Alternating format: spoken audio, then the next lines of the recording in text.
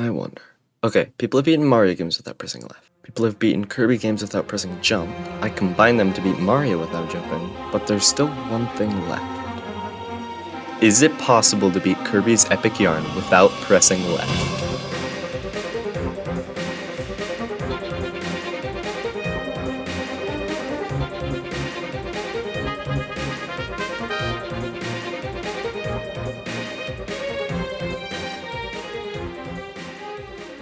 The rules are simple. 1. Don't press left. This includes being in menus, the world map, and levels. 2. You cannot force Angie to appear, but if a player gets too far behind the other, then that player will get picked up by Angie and that is allowed. 3. Multiplayer is also allowed. 4. Don't use glitches. And with that, it's time to begin.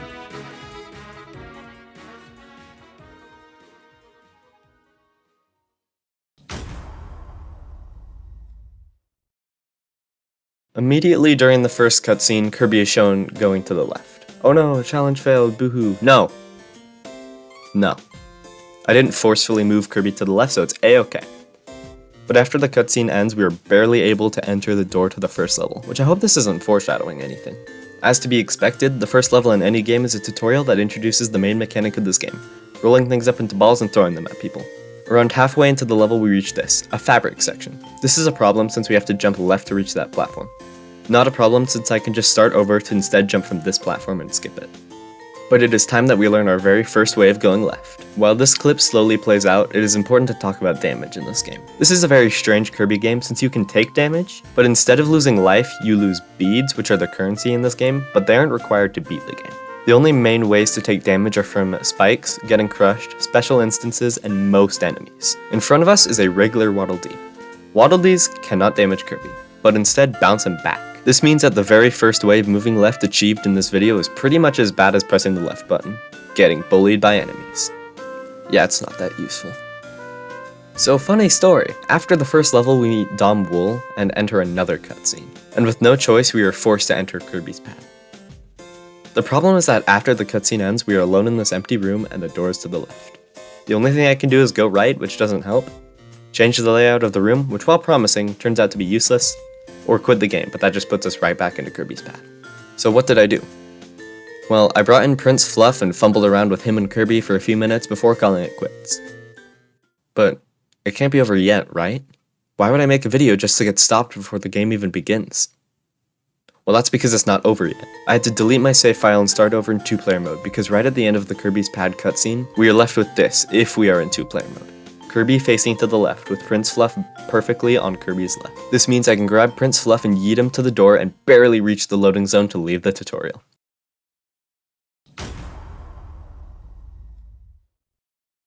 Fountain Gardens might as well have been the tutorial because it was so easy. As long as you don't swim too far in this pool of water, you will make it to the first yarn transformation. Thankfully, this first transformation is entirely to the right, so it is very easy. Flower Fields is a pretty easy level, but it introduces us to the first way to face left in this challenge.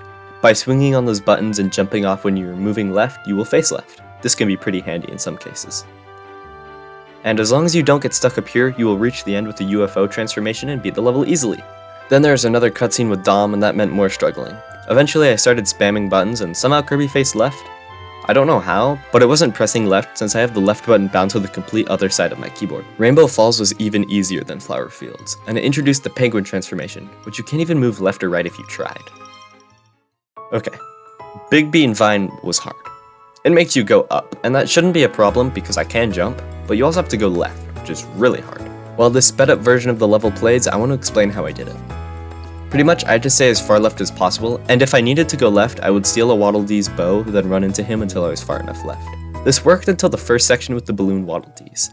There is a ledge here that I can't get up, since the only ways for me to move left are with an enemy or by already facing left. But there is no button swing here to do that with, so I started testing. First, I tried getting as far over to this cloud, then jumping and throwing Kirby up, but it didn't work. I started to lose hope and thought the challenge would be over right here and I was forced to press left. But it just didn't sit right. So I kept attempting it and went back to the strategy of spamming buttons. That's right, there's a new strategy introduced completely by accident, ground pounding. If you ground pound on the right half of a player, the player that got ground pounded on will go really far left.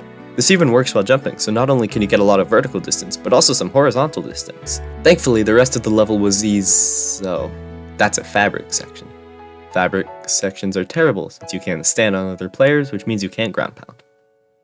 Luckily, this section can be skipped by throwing Prince Fluff up to this leaf, but I don't think we will get this lucky in the future. But after beating that level, it's time for the first boss. Yeah, I don't think this will be that hard.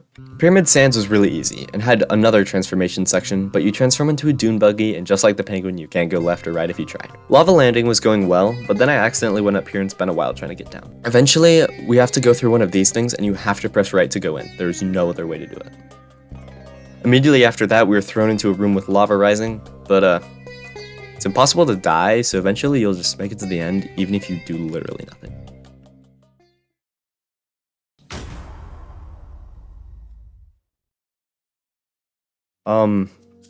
Crap. About 30 seconds into Cool Cave, this happens. There's no alternative way and no glitch that I know of to skip this, and the only way to progress is to press left. Even the normal strategy of pressing random buttons didn't work, so I guess that means no, it isn't possible to beat Kirby's Epic Yarn without pressing left. But don't leave, because I guess we can see the minimum amount of times required to press left instead. After sadly setting the counter to 1, we can progress in this level until the spot with falling crystals. This part stinks. What I had to do was have Prince Fluff barely on Kirby's left side, then doing the tiniest right press to get on the edge of this crystal, jump and get Fluff up here. Then run up more so that Angie will bring Kirby up. Then I could ground pound Kirby to the very edge of this platform and grab Fluff. Then as this crystal was about to hit me, throw Fluff up and run to the right, then Angie brings Kirby and all is well. Dino Jungle was frustrating but not hard. Wonderfully, my recording crashed for the final part of this level and the boss fight against Hot Wings, but they were both pretty easy, just use ground pounds to get to the left. Starting Treatland, we have Toy Tracks. It starts with a car that you were meant to grab and run to the left. Obviously that doesn't work, but if you grab it and jump, it pushes it a tiny bit towards Kirby, which is just enough to jump on it and move on. Later on I had to do the same thing with a duck, but the rest of the level was easy. Except for the train transformation, but that thing's hard anyways. But I got to use a mouse, so it wasn't even that hard really. I do not like Mushroom Run. I accidentally got stuck up here and it took forever to get to the left. Even after that, it took another century to beat this part with the swinging mushrooms. Then there was a big vertical section with lots of mushrooms where I needed to go left. Overall, this level was long and tedious.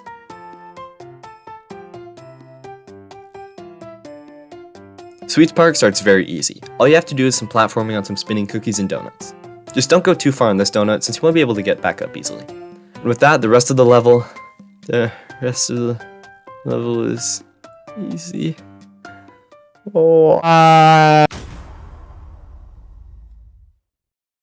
This section is the worst thing I have ever seen in my life. Worse than Big Bean Vine, worse than Cool Cave, worse than the World 6 Tower in New Super Mario Bros. Wii. Why does this exist? What you were meant to do is go left while repeatedly jumping over the jiggly flans.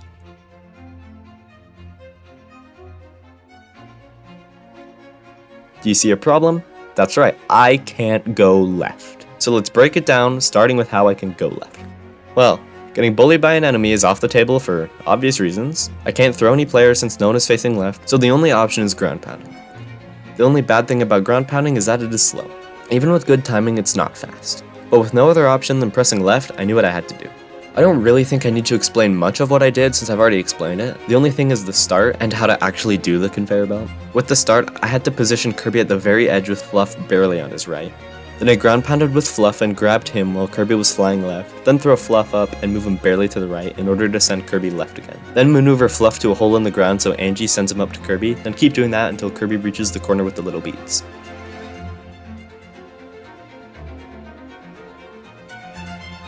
Okay, first part done. Yay, woohoo, all is well. Now I could continue to ground pound all the way to the end, but in order to actually make progress, I had to ground pound with Fluff, then keep jumping while Kirby inches as far away as possible but still be able to grab Fluff. Then wait for the flan to go away and repeat.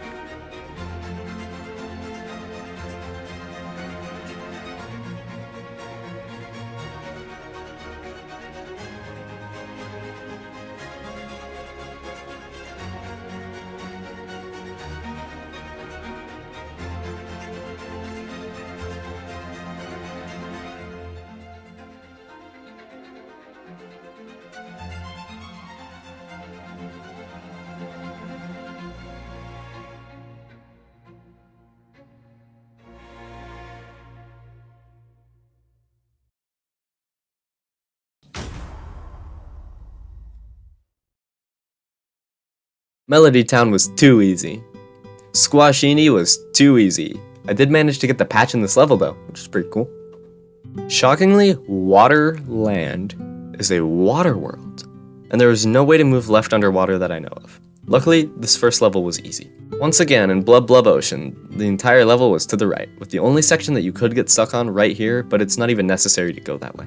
Alright, World 4 has been going pretty good. It's the perfect time for the game to throw a really hard level my way. Yay! It's Secret Island, a really hard level! The problem is literally the first section. You're supposed to go into this fabric section and climb to the left to hit this button, but I literally can't go left in a fabric section without a weird slope ceiling. But yeah, there isn't a ceiling very close to me, so what did I do? I went right and threw Fluff up, but that was a dead end. So my only option was to reach that button without going into the fabric. But look how high that jump is. Like, how in the world was I gonna reach that? Well, 20 minutes later, this happened.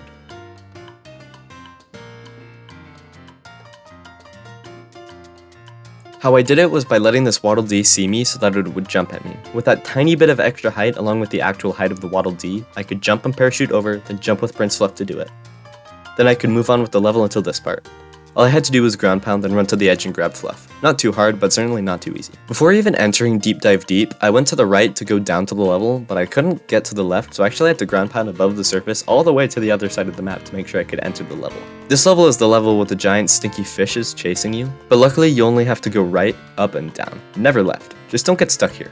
I was actually terrified to fight Kapamari since the entire fight is underwater. But the first phase was very easy. I just had to grab his hat and start spinning and dodging. If I ever got too far right, the tentacles could hit me left. The second phase also turned out to be surprisingly easy, but it was definitely 100% luck. But hey, I'll take it. Snowy Fields was pretty Wait, no, I'm getting deja vu. This one was way easier than the Flans, but even then, it was still very hard.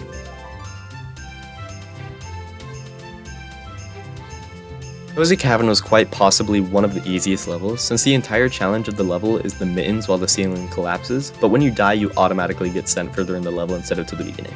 Like Lava Landing, you can pretty much do nothing and win. Oh yay, another level where you're a penguin the entire time so you can't even move left if you wanted to! In Frosty Will, this jump was hard since I didn't really have a good way to stop my momentum. Okay, the end. Oh what, it's boss time against King DDD already? Okay. All you have to do to beat King DDD is either throw stars at him when he makes them appear, or ground pound him when he runs at you. Then you just have to unravel the puppet thing that's controlling him 4 times, and it's over.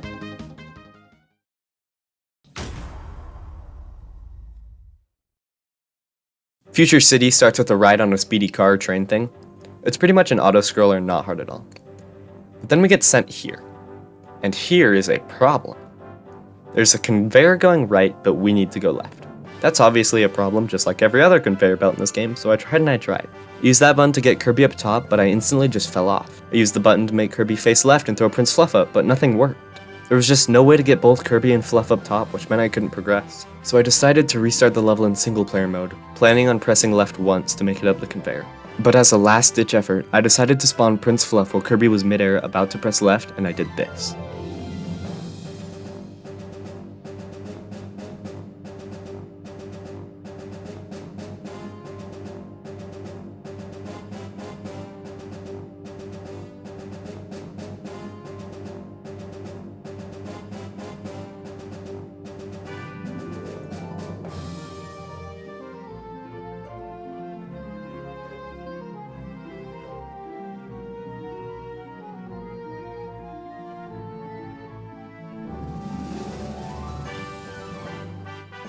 That's right, I did it. Then I had a UFO section and it was pretty easy. Tube Town was a very frustrating level. It started with a button and a really high jump to the left. It could be solved by having both people on the button, then jump off and face left, then throw Fluff. Then there was this. Oh my goodness, what is that? Oh, who would have guessed it's another conveyor. No need to go over it because it was exactly the same as the other 50 quadrillion I've had to beat in this game. The level took forever to beat, but it wasn't really the hardest thing in the world. Mysterious UFO is my favorite level in the entire game. The only problem with it now is the low gravity. When the low gravity is activated and you ground pound on someone, they heckin' zoom. It made this level very frustrating. Not as frustrating as this part though. I had to make sure I was close enough to the edge of the platform to grab Fluff, but far enough so that Fluff can stand on the platform.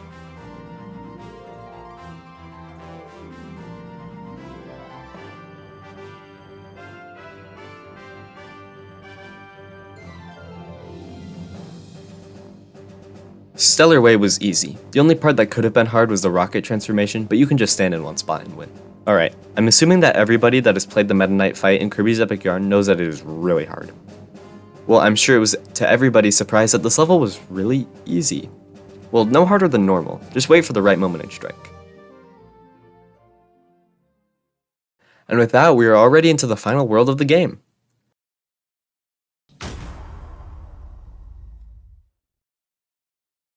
Starting with Wispy's Forest, and it was really easy.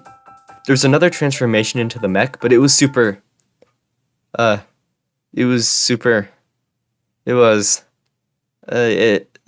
had another required left press. There's literally nothing here to use. The only thing that is possible is to walk to the left, right, or hover. I even tried using Fluff's boxing glove to activate the thing to end the transformation, but it didn't work. So unfortunately, that means I have to add another left press to the count. Well, Tempest Tower was very fun. It had a lot of wind, which normally makes the level very hard and frustrating, but since the jumps are so spread out, it actually made the level much easier.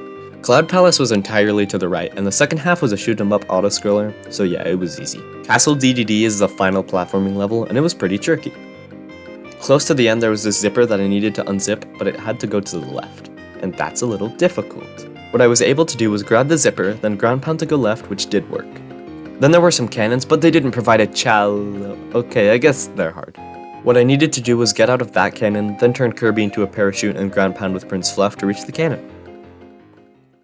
Here it is. The final level. It's literally just a boss fight, so it can't be hard, right? Well, theoretically. It starts out with a one-hit fight against Fangora. Obviously it wasn't hard. Then there was a fabric section that you have to go through the door coincidentally to the left. There's no other way to progress. He will make you go through that door. Yay!